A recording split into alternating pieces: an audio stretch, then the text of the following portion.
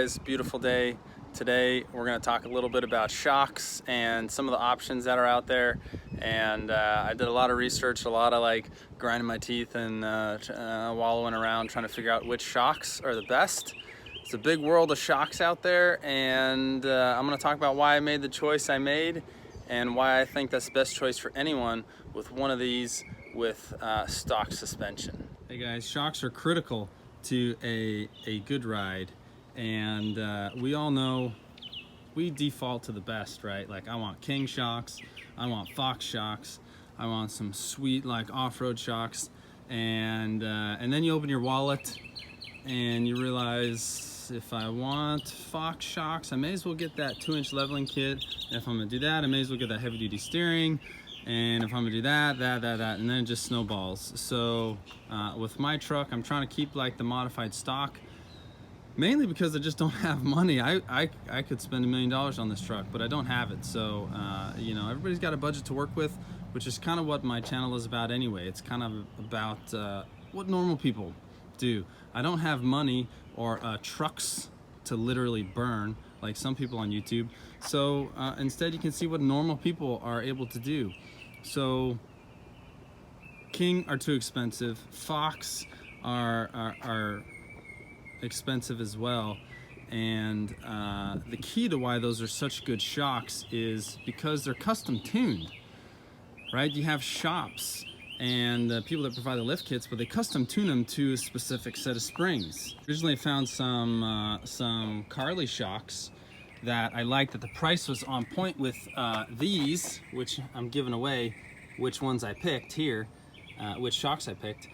They were on point with the Bilsteins and Ranchos, and I contacted them to get them without the kit, but they were specifically valved to their springs, so they wouldn't sell them to me without their springs and their leveling kit, which really got me thinking about what is important to a good ride for shocks. And so really, for my price point, you have the Bilstein 4600s, which are these, you have the Bilstein 5100s, which are the silver ones, and you have the Rancho 9000s, which are adjustable with the knob. You can adjust the rate. My dad has the Rancho 9000s, and they're good. He tows, so when he's not towing, he can crank the knob down. When he's towing, he can crank the knob up.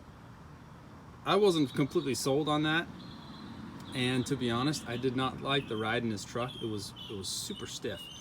I don't have a problem. I don't expect this thing to be like a normal, you know, ride like a Cadillac. It's gonna ride like a heavy-duty truck, but the ride was just bad.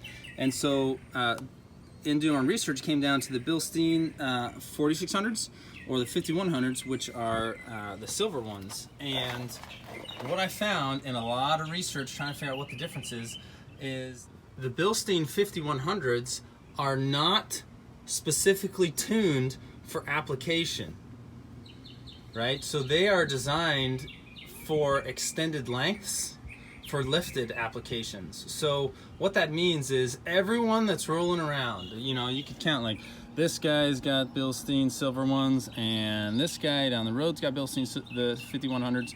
They're all running the same tuning. They're all running the same spring pack inside that's flowing up and down through that oil. These are tuned per application, which means these shocks are specifically tuned for this truck and this weight of this truck up here and this stiff spring, and the front ones are the exact same. They're tuned for the springs up front, they're tuned for the diesel motor, and they're tuned for the weight of the truck. And that means your ride is going to be so much better for the money. I don't think you can get a better ride out of shocks without going to a custom tuned Fox or King. These are 100% the best. I had problems with wheel hop. I was having some minor steering problems, and the ride was just absolutely abysmal.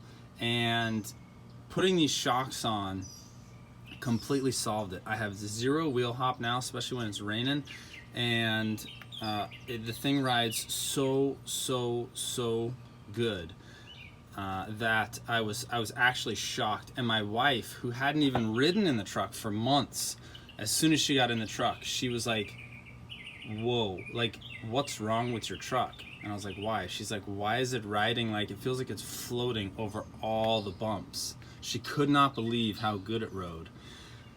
So I am sold on these. These are the best bang for the buck.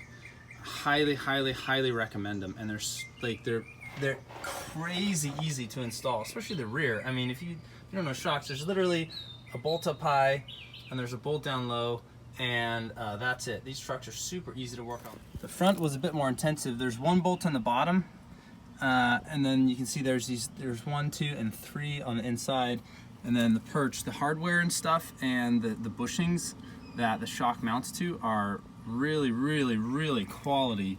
And the hardest part of installing the front was getting the shock into the mount. Even with this one, which was the easy one, it took some finagling and some banging to get the shock because it's a very tight fit.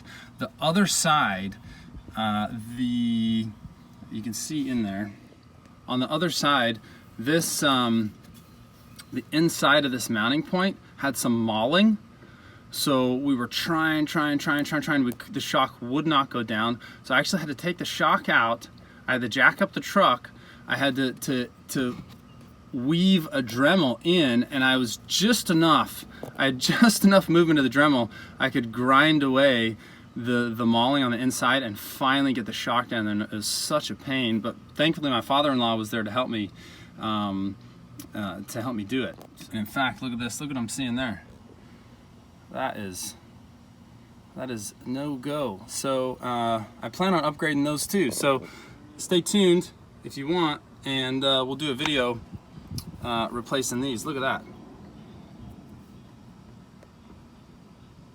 That is garbage. That is garbage. So we got to get that fixed, guys. All right, stay tuned, and we'll do a sway bar end link episode coming up. Thanks, guys. Cheers.